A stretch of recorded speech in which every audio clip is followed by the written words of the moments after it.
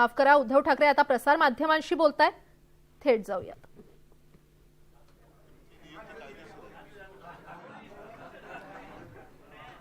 तर काल सुप्रीम कोर्टानं निकाल सुनावल्यानंतर उद्धव ठाकरे यांनी प्रतिक्रिया दिलेली होती आणि आज ते शिर्डी दौरा करणार आहेत. शनी शिंगणापूरमध्ये देखील जाणार आहेत. मात्र त्याआधी ते प्रसार माध्यमांशी संवाद साधतायत.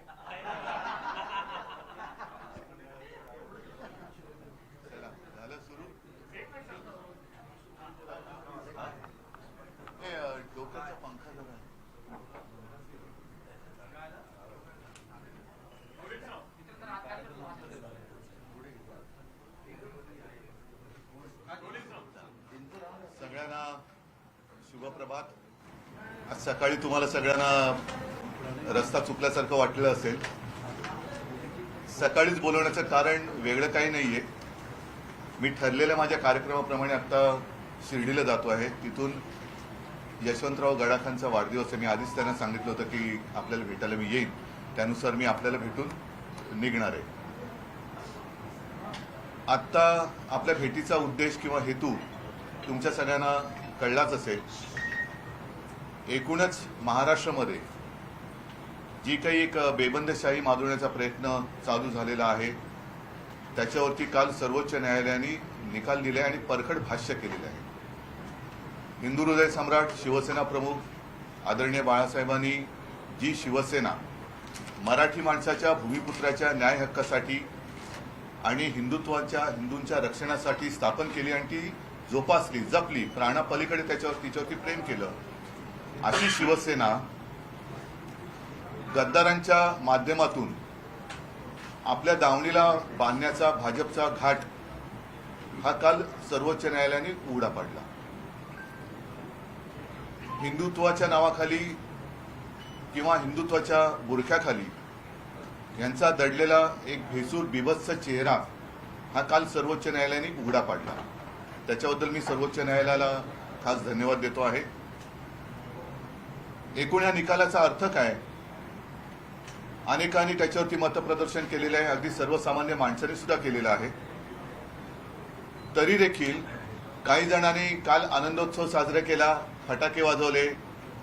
मी भारतीय जनता पक्षाने आनंद व्यक्त केला तो समजू शकतो, कारण त्यांना आता हे डोईजड झालेलं ओझं उतरवण्याचा मार्ग सर्वोच्च न्यायालयाने दाखवून दिला म्हणून त्यांनी फटाके वाजवले असतील तर मी समजू शकतो. पण जे गद्दार आहेत त्या गद्दारांनी फटाके वाजवण्याचं कारण कळलेलं नाहीये. कारण त्यांना असं म्हणतात, कारण त्यांना रेडा वगैरे ह्या सगळ्या गोष्टी चांगल्या माहिती आहेत, कळतात असं मी ऐकलंय. मी काय पाहिलेलं नाहीये.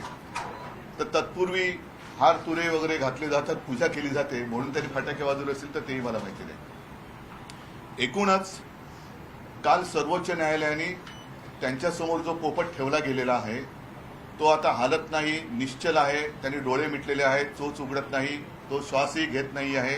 हे सगळं वर्णन करून तो मेलेला आहे हे जाहीर करण्याचं काम हे विधानसभा अध्यक्षांवरती सोपवलेलं आहे. विधानसभा अध्यक्ष सर्वांनाच माहिती आहेत. पूर्वी ते आमच्याकडे होते, शिवसेनेत होते, त्याच्यानंतर काही काळ राष्ट्रवादीत होते, त्याच्यानंतर ते आता भारतीय जनता पक्षात आहेत. म्हणजे एकूण त्यांना या राजकीय प्रवासाची कल्पना आहे आणि तो प्रवास कसा करायचा हे सुद्धा म्हणजे कायद्याच्या चौकटीत राहून हे त्यांना चांगलं कळतं.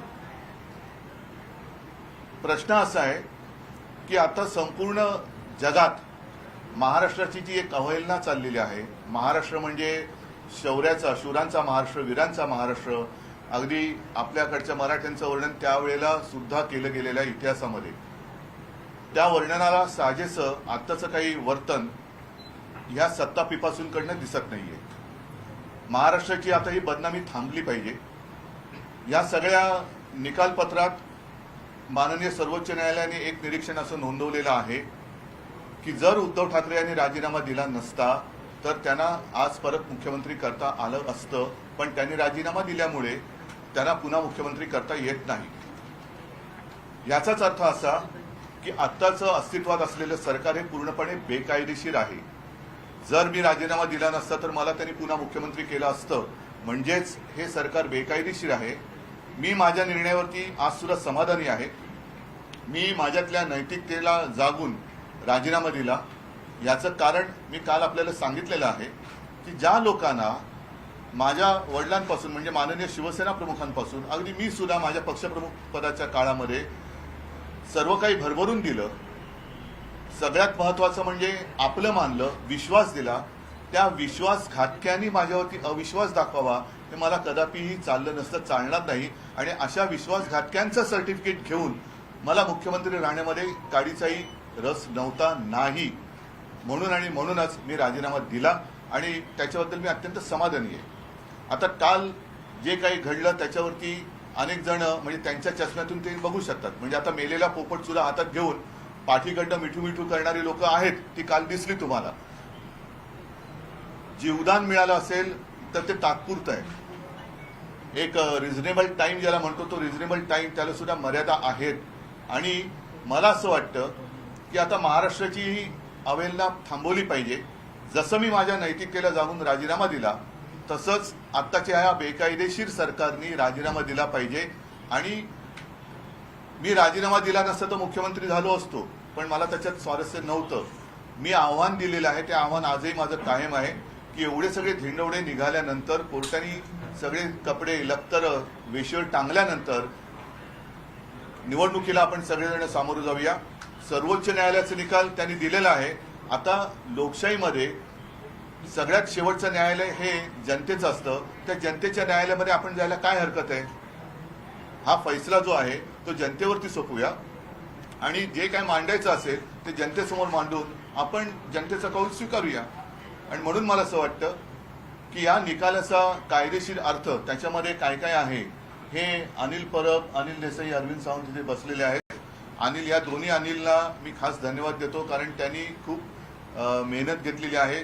दिल्लीमध्ये आमच्या वकिलांसोबत त्यांनी चांगलं एक संवाद ठेवला. दिल्लीतल्या आमच्या वकिलांना सुद्धा, अगदी कपिल सिब्बल, अभिषेक मनु सिंघवी, आमचे कामत आहेत, त्या सगळ्या टीमला मी धन्यवाद देतो की त्यांनी ही शिवसेनेची लढाई नाही. कपिल सिब्बल जे बोलले होते की हे जे काही मी बोलतोय ते कोणाच्या हार जितीसाठी नाही, तर देशातली लोकशाही जिवंत ठेवण्यासाठी मी लढतो आहे.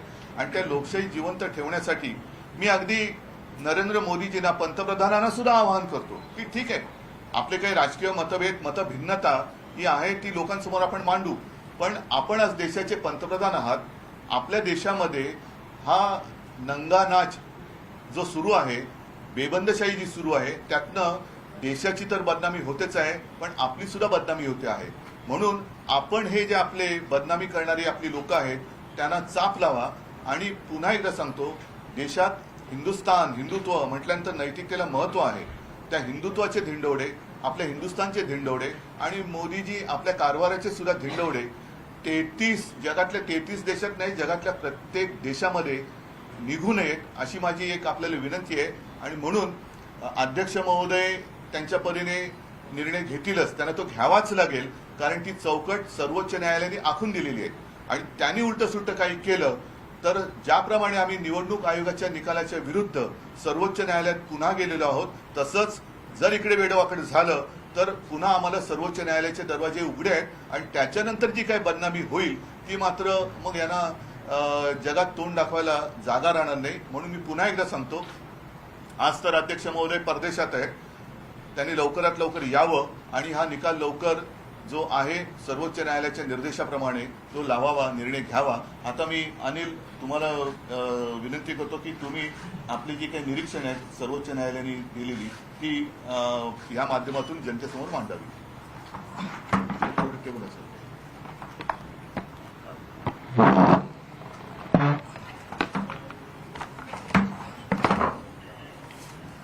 नमस्कार. काल सर्वोच्च न्यायालयाने जो निकाल दिला या बाबतीमध्ये काल वेगवेगळे दावे केले गेले आणि सरकारच्या वतीने पत्रकार परिषद घेऊन सांगितलं गेलं की हे सरकार घटनात्मक आहे. आम्ही पहिल्या दिवसापासून हे ओरडून सांगतोय की हे सरकार घटनात्मक नाही. आणि ते घटनात्मक का नाही याची कारणं या निकालामध्ये जी दिलेली आहेत त्याच्यातले काही मुद्दे मी आपल्याला सांगतो, कारण आपल्याकडे सगळ्यांकडे जजमेंटची कॉपी आहे. हा निकाल पूर्ण देशाने ऐकलेला आहे, परंतु कालच्या पत्रकार परिषदेत फक्त अर्धी गोष्ट सांगितली गेली. त्याच्यातले महत्वाचे मुद्दे जे होते, कारण हे पिटिशन जे आमचं आहे हे डिस्क्वालिफिकेशन पिटिशन आहे अपात्रता जाहीर करावी म्हणून आम्ही जो काही पिटिशन केलं होतं त्याच्यावरचा हा निकाल आहे. आणि त्या निकालामध्ये सगळ्यात महत्वाची जी भूमिका असते ही व्हीपची असते. अध्यक्षांकडे हे पिटिशन परत पाठवलं गेलं कारण ते नैसर्गिक न्यायाला धरून होतं की ते अध्यक्षांकडे येणार. परंतु अध्यक्षांकडे पाठवताना त्याला सर्वोच्च न्यायालयाने चौकट घालून दिलेली आहे की याच्यामध्ये व्हीप कोणाचा असावा, कशा पद्धतीने ते केलं पाहिजे. आणि म्हणून मी आपल्याला काही मुद्दे वाचून दाखवतो जे सुप्रीम कोर्टाने जे ऑब्झर्वेशन किंवा जजमेंटमध्ये जे दिलेलं आहे त्याच्यातला सगळ्यात महत्वाचा मुद्दा जो आहे की ज्याच्यावरती अपात्रता अवलंबून असते. अपात्रता अवलंबून कशावर असते की व्हीपचं उल्लंघन झालं तर तो आमदार अपात्र होतो. आणि हा व्हीप कोणाचा हा सगळ्यात महत्वाचा मुद्दा या पिटिशनमध्ये काल त्यांनी जाहीर केला. पॅरेग्राफ नंबर 119 याच्यामध्ये विधानसभा अध्यक्षांनी शिंदे गटाच्या मंजूर केलेल्या ठरावाची दखल घेतली, परंतु राजकीय पक्षाने अधिकृत केलेला नक्की प्रतोद कोण हे तपासण्याची एकदाही प्रयत्न केला नाही. अशा परिस्थितीत अध्यक्षांनी राजकीय पक्षाच्या नियमाच्या आधारे स्वतंत्र चौकशी करून शिवसेना पक्षाने अधिकृत केलेल्या प्रतोदाची ओळख करून घ्यायला हवी होती. त्यामुळे अध्यक्षांनी 3 जुलै 2022 रोजी नियुक्त केलेल्या श्री भरत गोगावले यांची प्रतोदपदी केलेली नेमणूक बेकायदेशीर आहे. आता ह्या वेळेला जी नेमणूक बेकायदेशीर झाली आहे याचा अर्थ असा आहे की त्यावेळेला पक्षप्रतोद जो होता हा सुनील प्रभू होते. सुनील प्रभूंनी जे 2 व्हीप जारी केले होते हे 2 व्हीप या सर्व सदस्यांना लागू होतात. म्हणजे ही एक चौकट अगदी नक्की झालेली आहे की त्यावेळेला जो व्हीप बजावला गेला हा सुनील प्रभूंनी बजावला गेला आणि सुनील प्रभूने बजावलेल्या व्हीपचा उल्लंघन झालेलं असल्यामुळे याची चौकट आता नक्की झालेली आहे. दुसरा 122 पॅरेग्राफ 21 जून 2022 रोजी उपाध्यक्षांसमोर पक्षात 2 गट पडल्याचे कोणतेही पुरावे नसल्यामुळे ठरावावरती म्हणजे अजय चौधरी यांची गटनेतेपदी कोणतीही शंका घेतली गेली नाही. ठरावावर श्री ठाकरे यांनी पक्षाध्यक्ष म्हणून सही केली होती आणि प्रतोद व गटनेते निवडायचे सर्वाधिकार 2019 साली श्री ठाकरे यांच्याकडे देण्याचा देखील ठराव करण्यात आला. याचाच अर्थ श्री ठाकरे यांनी शिवसेना पत्रव्यवहार केला होता. त्यामुळे उपाध्यक्षांनी श्री चौधरी यांची श्री एकनाथ शिंदे यांच्या जागी केलेली निवड वैध ठरते. म्हणजे गटनेता देखील त्यावेळेला अजय चौधरी म्हणून त्याला मान्यता दिलेली आहे. त्याचबरोबर पॅरेग्राफ नंबर 123 22 जून 2022 रोजी केलेला ठराव हा विधिमंडळ पक्षातील एका गटाकडून करण्यात आला होता व अध्यक्षांनी कोणतीही शहानिशा न करता राजकीय पक्षाच्या इच्छेच्या विरोधात परिशिष्ट 10च्या अगदी विरोधात होता. म्हणजे आम्ही सर्व पहिल्या दिवसापासून ओरडतोय की शेड्यूल 10 हे याच्यामध्ये सगळ्यात महत्वाचं आहे. त्याच्या विरोधात अध्यक्षांनी काम केलंय. त्यामुळे अध्यक्षांनी श्री शिंदे यांची केलेली निवड ही अवैध ठरते. म्हणजे शिंदेना देखील ग्रुप लीडर म्हणून जी मान्यता होती ती देखील त्यामुळे काढून घेण्यात आलेली आहे. आता प्रश्न असा आहे की त्याच्यामध्ये रिझनेबल टाइम मध्ये हे सगळं त्यांनी ऐकावं असं म्हटलेलं आहे. आज आम्ही पत्रव्यवहार करतोय की कालच्या निर्णयाची प्रत घेऊन आम्ही आज अध्यक्षांना पत्र देतोय की रिझनेबल टाइम मध्ये हे करावं. प्रश्न असा आहे की रिझनेबल टाइमची व्याख्या काय. हे जे आमचं पिटिशन जे आहे या पिटिशन मध्ये activity against the party on the floor म्हणजे फ्लोअरवरती त्यांनी जे काही पक्षाच्या विरोधात केलेलं काम आहे हे तपासण्यासाठी बाहेरच्या कुठल्या यंत्रणांची गरज नाही.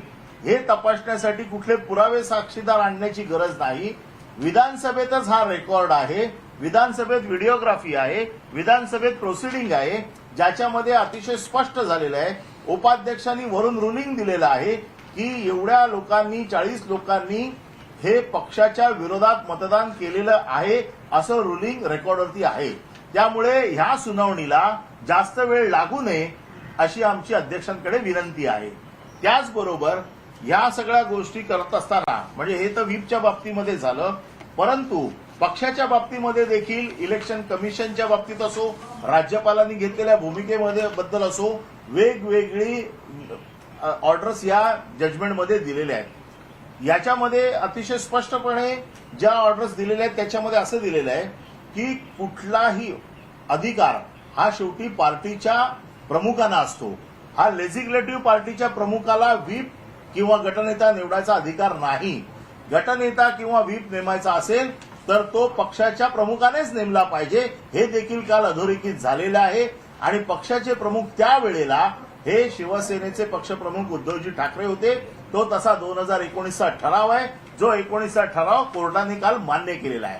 त्याचबरोबर इलेक्शन कमिशनने जे आदेश दिलेले आहेत, इलेक्शन कमिशनने जे निवडणुकीचं 17 फेब्रुवारीला त्याला चिन्ह आणखी नाव दिलं, याच्या बाबतीत देखील कोर्टाने असं म्हटलेलं आहे की केवळ लेजिस्लेटिव्ह पार्टीचे मेंबर्स बघून तुम्हाला कोणाचा पक्ष हे ठरवता येणार नाही. त्याचबरोबर पक्षाची घटना, पक्षाची सदस्य संख्या, पक्षाची स्ट्रक्चरल पूर्ण सिस्टीम हे सगळं तुम्हाला बघावं लागेल.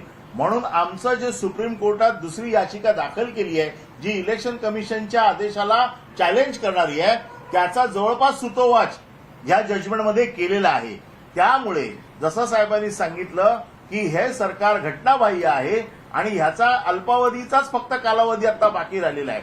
त्याचबरोबर राज्यपालांनी ज्या गोष्टी करायला नको होत्या, राज्यपालांनी प्रत्येक गोष्टीमध्ये तपासून घ्यायला पाहिजे होतं. प्रत्येक गोष्ट केवळ देवेंद्र फडणवीस आणि 7 अपक्ष आमदारांनी दिलेल्या पत्राच्या आधारावरती राज्यपालांनी अधिवेशन बोलवलं, राज्यपालांनी फ्लोर टेस्ट घ्यायला लावली. त्याच्यामुळे कुठलेही सबळ पुरावे न देता अशा प्रकारे राज्यपालांना अधिवेशन बोलवण्याचा अधिकार नाही, राज्यपालांना फ्लोर टेस्ट घेण्याचा अधिकार नाही. म्हणजे ह्या सगळ्या गोष्टी ज्या आहेत, आम्ही पहिल्या दिवसापासून सांगतोय की या घटनाबाह्य आहेत. या घटनाबाह्य गोष्टींचा पूर्ण उल्लेख या सगळ्या जजमेंटमध्ये केलेला आहे. आणि सगळ्यात महत्वाचं म्हणजे की शेड्यूल 10 जे आहे, ज्याच्यामध्ये परिशिष्ट 10 मध्ये अपात्रतेपासून वाचण्याची जी कारणं आहेत, या अपात्रतेपासून वाचण्याच्या कारणांमध्ये कुठला बचाव यांच्यासाठी उपलब्ध आहे. स्प्लिट हा बचाव होऊ शकत नाही.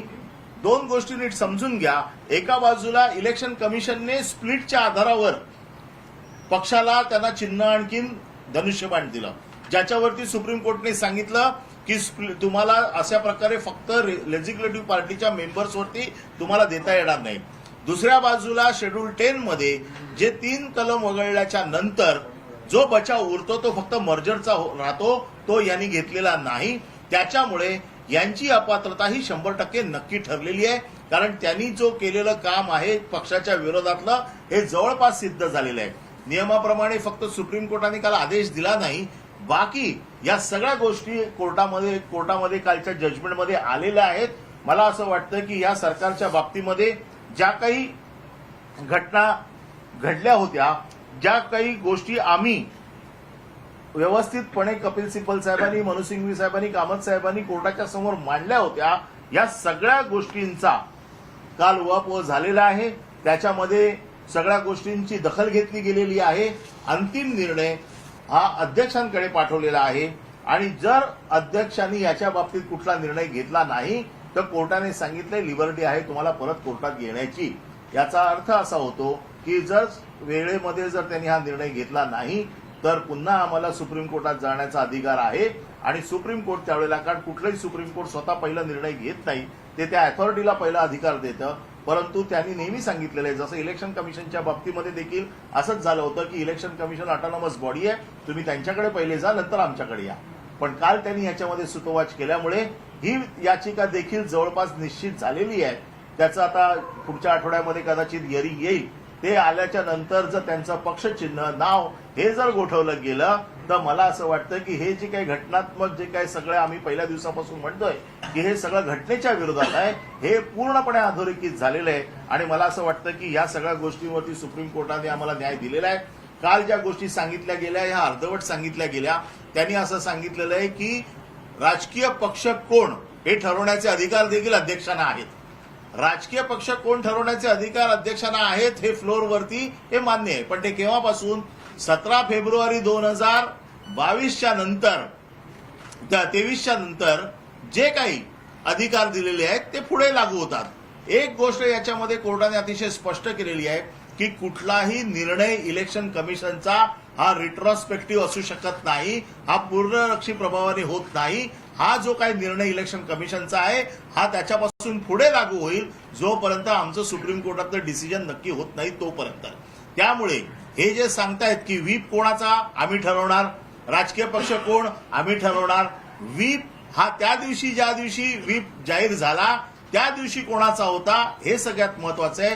राजकीय पक्ष कोण हे त्या दिवशी कोण होतं आमचा पुढचा लढा नाही. आमचा लढा हा इलेक्शन पिटिशन हे डिस्क्वालिफिकेशन पिटिशन पुरताचा आहे.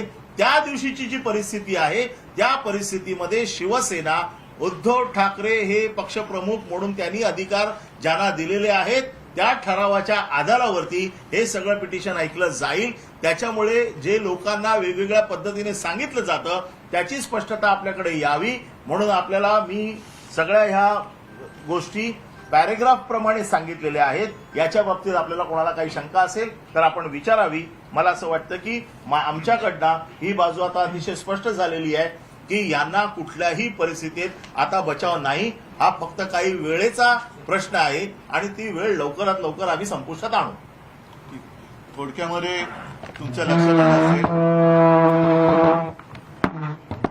की एखादी गाडी उतारावरती घसरायला लागली तशी त्या घरंगळणाऱ्या गाडीला डबल इंजिनाचा वेग आहे असं दाखवत जे होते त्यातलं एक इंजिन कसं बोगस आहे आणि हा कारभार उतरणीला लागलेला आहे.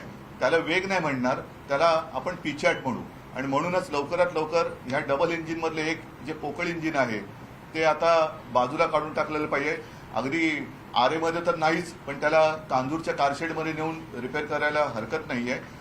तूर्त मी एवढंच सांगेन की पुन्हा एकदा माननीय पंतप्रधानांना सुद्धा मी विनंती करतोय की नैतिकता म्हणून जी काही गोष्ट असते जिच्यात हिंदुत्वाचा तो आत्मा आहे, सत्ता पिपासूपणा हा एक वेगळा भाग झाला पण गद्दारी करून हरामखोरी करून आणि सगळ्यात महत्वाचं म्हणजे ज्या हिंदू हृदय सम्राट शिवसेना प्रमुखाने मी पुन्हा सांगेन की हिंदुत्वाच्या हिंदूंच्या रक्षणाची जबाबदारी बाकी सगळे पळाले होते तेव्हा आपल्या शिरावरती घेतली होती. त्यांच्यासह शिवसेना चोरून आपली बटीक बनवण्याचा प्रयत्न जो आपण चालवलेला आहात तो काल सर्वोच्च न्यायालयाने उघडा पाडलेला आहे. म्हणून महाराष्ट्राची ही बदनामी ताबडतोब थांबवावी.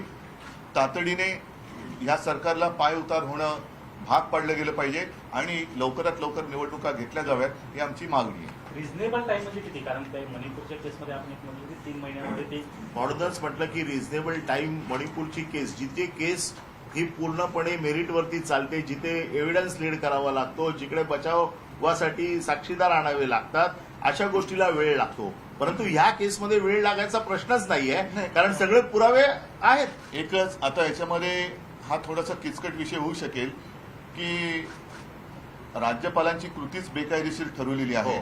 अशा बेकायदेशीर कृतीमधला एक भाग जर अध्यक्ष निवडीचा असेल तर ती सुद्धा कायदेशीर आहे का? चुकीचं आहे. हा सुद्धा एक महत्वाचा भाग आहे. आणि म्हणून त्यावेळेला उपाध्यक्ष जसं व्हीप आमचा मानला आणि नंतरचा व्हीप बेकायदेशीर ठरवला तसं अध्यक्षांची निवड सुद्धा कायदेशीर आहे का बेकायदेशीर हे सुद्धा तपासावं लागेल. कारण हे सगळं जे अधिवेशन बोलवण्याची पद्धतच किंवा ती तिथूनच जर का या बेकायदेशीर घटनांची मालिका सुरू होत असेल तर त्या घटनांच्या मालिकेतील एक घटना ही अध्यक्षांची निवड आहे. आणि कोर्टाने मान्य केलं की ती बेकायदेशीर आहे म्हणून असं तुम्हाला मुख्यमंत्री. हा बरोबर आहे. हा एक महत्वाचा मुद्दा आहे. म्हणजे कोर्टाने स्पष्ट जजमेंटच दिलेलं आहे की कोर्टाने जर काही मान्य नसतं केलं तर मला मुख्यमंत्री परत घोषित केलं गेलं असतं. हे कोर्टाने सर्वोच्च न्यायालयाने नमूद केलं नसतं. मुख्यमंत्र्यांनी म्हटलंय कारण तुम्ही जो मुद्दा वारंवार उपस्थित करतात की नैतिकतेच्या आधारावर तुम्ही राजीनामा दिला. मुख्यमंत्री उपमुख्यमंत्र्यांचं म्हणणं आहे की भाजप बरोबर युतीत निवडणुका लढल्या, काँग्रेस एनसीपी बरोबर सत्ता स्थापन केली तेव्हा नीतिमत्ता पाळली गेली नाही. तर मग आता नैतिकतेच्या गोष्टी आम्हाला काय झालेलं आहे, आम्ही जवळपास 25 ते 30 वर्ष भाजपसोबत युतीमध्ये होतो. म्हणून ते म्हणतात ना की काय कोणा शेजारी काय बांधलं वाण नाही पण गुण लागला. तसा एक तो वाण नाही पण थोडा काळ गुण लागला असं त्यांना वाटत असेल. कारण काल नितीश कुमार आणि तेजस्वी येऊन गेले. त्यांचं सरकार यापूर्वी पण होतं ते चाललेलं सरकार तोडून भाजप त्यांच्या संसारात घुसली होती. मुफ्ती मोहम्मद सईद बरोबर सुद्धा हिंदुत्व सोडून सत्तेचा पाठ पाडला होता. तर ही त्यांना जर का नैतिकता वाटत असेल तर त्यांचा प्रश्न योग्य आहे. राज्यपालांच्या या भूमिकेमुळे राज्यपाल एकच राज्यपालांचा जो काही एक रोल किंवा राज्यपालांची भूमिका ही अत्यंत घृणास्पद आहे. आणि म्हणून मी आपल्याशी बोलताना मागे एकदा बोललो होतो की निवडणूक आयुक्त हे नेमण्याची सुद्धा एक प्रक्रिया असली पाहिजे. जसं एक न्यायवृंद हा एक प्रकार आहे, तसंच निवडणूक आयुक्त नेमण्यासाठी सुद्धा एक प्रक्रिया पाहिजे. सुदैवाने किंवा योगायोगाने त्याच सुमारास सर्वोच्च न्यायालयाने त्याच्याबद्दलही निर्णय दिला आणि निवडणूक आयुक्त नेमताना सुद्धा कोण कोण त्याच्यात असले पाहिजेत ही एक त्यांनी नियमावली दिलेली आहे. तसंच राज्यपाल, एक तर राज्यपाल ही संस्था जर आपल्या घरगड्याप्रमाणे वापरली जात असेल तर ही संस्था बरखास्त करायला पाहिजे. कारण आम्ही म्हणजे राजकारणी लोक हे लोकप्रतिनिधी असतात. त्या लोकप्रतिनिधीमध्ये हा वरून लादलेला माणूस जर आपली मनमानी करणार असेल तर ही पदं शोभेची पदं नाही आहेत, तर ती उपद्व्यापी पदं आहेत. तर ती राज्यपाल संस्था एकतर बरखास्त करावी, अन्यथा राज्यपाल कोण असावेत, राज्यपाल नेमण्यासाठी सुद्धा अगदी राष्ट्रपतींचा तो अधिकार असला तरी तो कोण गाजवतोय हे गेले 70-75 वर्ष आपण पाहतो आहोत. तर राज्यपाल नियुक्ती करताना सुद्धा एक काहीतरी नियमावली किंवा एखादा जसं कोलेजियम किंवा न्यायवृंद आहे त्याप्रमाणे एक संस्था असायला पाहिजे. आणि हे राज्यपाल पूर्वाश्रमीचे कोणत्या पक्षाचे कार्यकर्ते आहेत का, आत्ताचे सुद्धा राज्यपाल जे होते आता कोश्यारी, ते इथून गेल्यानंतर बरोबर त्यांच्या संघाच्या पोशाखामध्ये वेशामध्ये फोटो आला.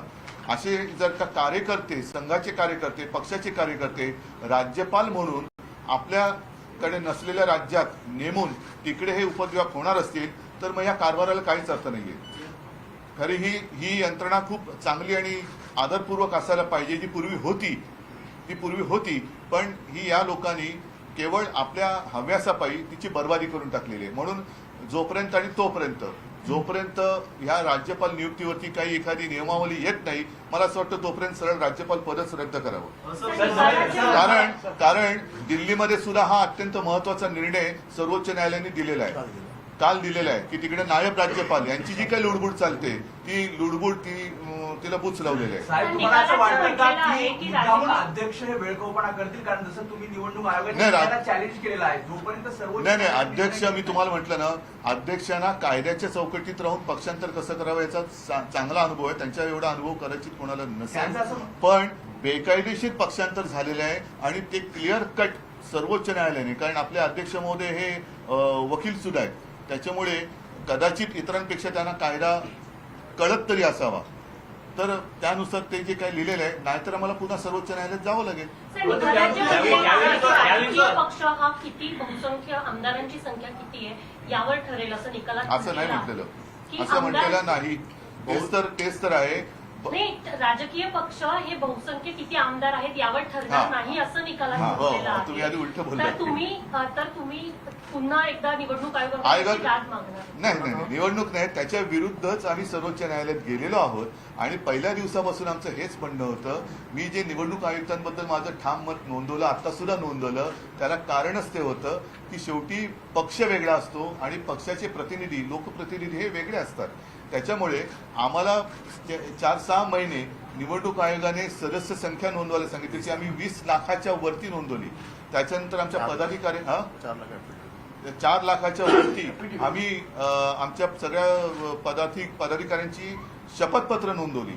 मला वाटतं 100 रुपयाच्या स्टॅम्प पेपर होती. मग ही सगळी आमच्याकडे काय रद्दी ठेवायला जागा नव्हती म्हणून निवडणूक आयोगाच्या कार्यालयात नेऊन ठेवली का? मग त्या ढिगाऱ्यावरती बसून निवडणूक आयुक्त हा निकाल देतात, हे चुकीचं आहे. म्हणजे त्यानं तुम्हाला बसायला खुर्ची नव्हती म्हणून आमच्याकडनं कागदाची ढीग मागवले का की आता त्याच्यावरती बसून मी निर्णय देतो? तर हे असे बोगस सगळी लोक, त्यांना कुवत नसताना पदं दिली जात आहेत आणि आपल्या मजदुराप्रमाणे, आपल्या मर्जीप्रमाणे त्यांच्याकडनं कामं करून घेतली जात आहेत. त्याच्यामुळे काल सुद्धा नितीश कुमार जे आले होते की या देशाचा जो आत्मा आहे लोकशाही, तो जिवंत ठेवला पाहिजे. सत्ता ही सगळ्यांना हवी असते, पण ती जसं एखादा नरभक्षक हा शब्द आहे तसं सत्ता भक्षक होता कामा नये कोणी. अपात्रतेचं प्रकरण हे सुरुवातीला विधानसभा उपाध्यक्ष नरहरी झिरवळ यांच्याकडे होते, त्यानंतर तुमचं व्हीप आलं, त्याच्यानंतर राज्यपालांनी बहुमत चाचणी केली आणि त्यानंतर विधानसभा अध्यक्षांची निवड झाली. ती विधानसभा अध्यक्षांची निवड देखील बेकायदेशीर मालिकेत आलेली आहे. आता विधानसभा जे अपात्रतेचं प्रकरण विधानसभा अध्यक्षांकडे, पण म्हणून हे सुद्धा भान त्यांनी ठेवायला पाहिजे की त्यांची नेमणूक सुद्धा बेकायदेशीर मालिकेतली एक आहे. आणि मला खरोखर जी लोक त्यांना गाजरं दाखवून त्यांच्याकडे नेलं की तुम्हाला आम्ही सगळं काही देतो, म्हणजे असं लोक म्हणतात, खोके दिले वगैरे, नाव दिलं चोरून, चिन्ह दिलं चोरून, पण आता हे सगळं पितळ उघडं पडलं. म्हणजे त्या पितळ्याला तुम्ही सोन्याचं स्वरूप देत होता, पण शेवटी पितळ ते पितळ असतं, ते पितळ उघडं पडलंय. आता त्यांच्या भवितव्याचं काय होणार? जे काही मोजके माझे कार्यकर्ते त्यांनी फोडले, त्यांचं आता काय होणार? कारण आता त्यांना गल्लीत फिरायला सुद्धा मुश्किल झालं. हा तोच म्हणून मी म्हटलं ना की अध्यक्ष सुद्धा अपात्र लोकांच्या मतांवरती अध्यक्ष झालेले आहेत, म्हणून ते बेकायदेशीर मालिकेतली एक ती हे आहे. म्हणजे ते टीव्हीवरती मालिका असते ना, त्यातला एक तो एपिसोड आहे. ऑब्जर्वेशन थे वो बहुत कड़े थे, लेकिन जो फैसला है वो स्पीकर को लेने कहा गया है. टाइम फ्रेम की बात कही गई है, आप लोग इसके लेकर पत्र लिख रहे हैं, कितना टाइम फ्रेम की मांग आप कर रहे हैं. साथ ही साथ राज्यपाल को लेकर कई सारी चीजें कही गई, लेकिन इसको कोई पनिशमेंट या उसको लेकर कुछ नहीं कहा. त्याच्यात मैं जरूर बात करूंगा, लेकिन जो आपने सवाल पूछे उसका ठीक से उत्तर आपको ये ध्यान में रखना चाहिए, कल का जजमेंट जो था इसमें कोई ऑब्जर्वेशन नहीं था, इसमें कंक्लूजन लिखा हुआ है. तो इट्स अ जजमेंट, ये जजमेंट है, ये किसी को तोड़ नहीं सकते. ये ऑब्जर्वेशन कल उनके जो प्रतोष जो बेकायदेशीर डिसाइड किए गए, उन्होंने कहा ये निकाल नहीं है. मतलब इतनी भी अगर किसी को जानकारी नहीं है, ऐसे आदमी को अगर प्रतोष करेंगे तो पार्टी की क्या हाल हो सकती है आप जान दो. उसके अलावा जो ऑब्जर्वेशन में लिखा हुआ है, तो आप जो कहते हैं कि रीजनेबल टाइम, हम तो मांग करेंगे 15 दिन के अंदर ये डिसाइड होना चाहिए, क्योंकि इसमें कोई जांच पड़ताल करने की कोई बात नहीं है. सब रिकॉर्ड अवेलेबल है, उसको सिर्फ चेक करना है और डिसीजन देना है. मुझे ऐसे लगता है कि जैसे साहब ने बताया कि राहुल नार्वेजीकर को ये सब चीजें मालूम है, और उनकी भी जो अपॉइंटमेंट है, ये जो 39 लोग जो डिस्क्वालिफिकेशन के अम्ब्रेला के नीचे है, इनके वोट से हुई हुए है. अगर उनके वोट जिस दिन अपात्र हो जाएंगे उस दिन अध्यक्ष भी चले जाएंगे.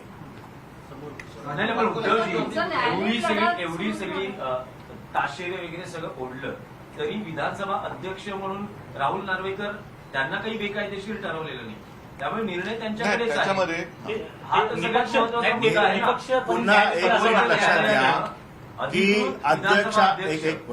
अध्यक्षांच्या अधिकारावरती नबीब राबिया केस ही अवलंबून होती.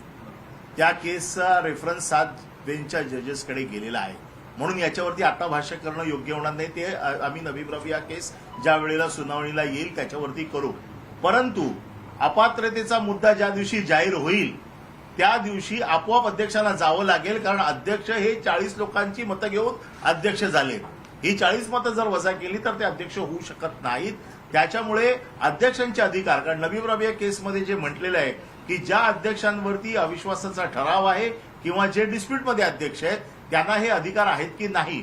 परंतु जसं साहेबांनी सांगितलं की ही जी बेकायदेशीर वृत्त्यांची मालिका होती त्याच्यातला एक एपिसोड जो आहे ही अध्यक्षांची निवड आहे, हे सगळं जर अवैध असेल तर अध्यक्ष कसे वैध होऊ शकतात हा मुद्दा परत आम्ही कोर्टामध्ये विचारणारच आहोत. पण त्याचबरोबर कोर्टाने दिलेल्या निर्णयाचा आदर करून आम्ही आता कोर्टाने सांगितले ना तुम्ही अध्यक्षांकडे जा, तर आम्ही पहिले अध्यक्षांकडे जाऊ. कोर्टाच्या निर्णयाचा पूर्ण आम्ही निर्णयाचा आदर करून आम्ही अध्यक्षांकडे जाऊ. पण त्याचबरोबर हा अध्यक्ष अवैध कसा आहे, हा बेकायदेशीर कसा आहे याची वेगळी दाद देखील आम्ही मागू.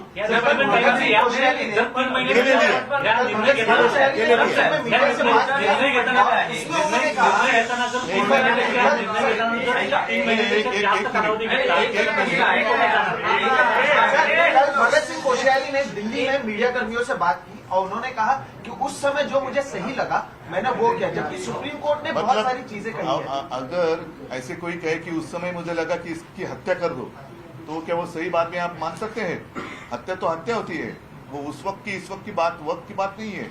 लेकिन जो गैर कानूनी उन्होंने जो कुछ किया है उसके लिए मैं तो मानता हूं उनके ऊपर एक मुकदमा चलना ही चाहिए.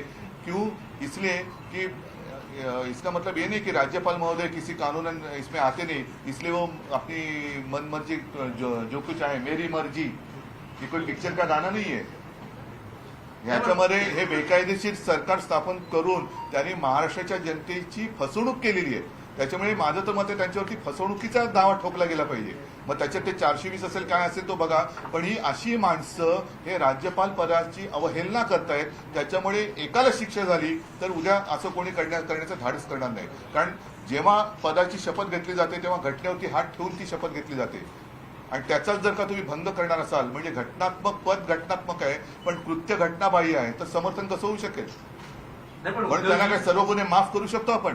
नाही करू शकत. उद्धवजी, सर्वोच्च न्यायालयानं जे म्हटलं आहे की आज काय परिस्थिती आहे त्यावर निर्णय दिला जाईल. जे आधी घडलं, घड्याळाचे काटे उलटे फिरवता येणार नाही असं त्यांनी म्हटलेलं आहे. त्यामुळे नाही, आज आपण जी दुरुस्त परिस्थिती करतो आहे, आपल्याला. सर्वोच्च न्यायालयाने असं म्हटलेलं नाही. सर्वोच्च न्यायालयाने असं म्हटलेलं आहे, हा व्हीप ज्या वेळेला हे मी पुन्हा एकदा समजून घ्या, सगळी गल्लत लोक तिथेच करतायत. आज काय आहे त्याच्यावर नाहीये. ज्या दिवशी हे हा विषय डिस्क्वालिफिकेशन पिटिशनचा आहे, ज्या दिवशी डिस्क्वालिफिकेशन पिटिशनच्या वेळेला राजकीय पक्ष कुठला होता, त्याचे अधिकार काय होते, त्याचा व्हीप काय होता. आज जर असला असं तर आज त्यांचा व्हीप आहे, आज त्यांचं गटनेता आहे, अध्यक्ष आहे. मग हे सगळं करण्याचा उपयोगच नव्हता. पुन्हा सांगतोय की हे सगळं प्रकरण डिस्क्वालिफिकेशन पिटिशनशी संबंधित आहे.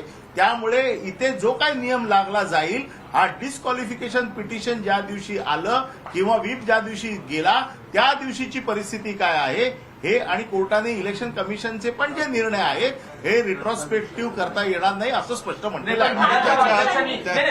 एक मिनिट त्याच्यामध्ये एक मिनिट त्यांनी पहिलं असं म्हटलं की मी आल्यावर पहिला निर्णय राजकीय पक्ष कोणाचा ठीक आहे. तो आता 17 तारखेच्या 17 फेब्रुवारीच्या नंतरचा 17 फेब्रुवारीच्या नंतर कुठला राजकीय पक्ष विधानसभेत ठरवायचा हा त्यांचा अधिकार आहे. आम्हाला त्याची चॅलेंज करायची गरज नाही.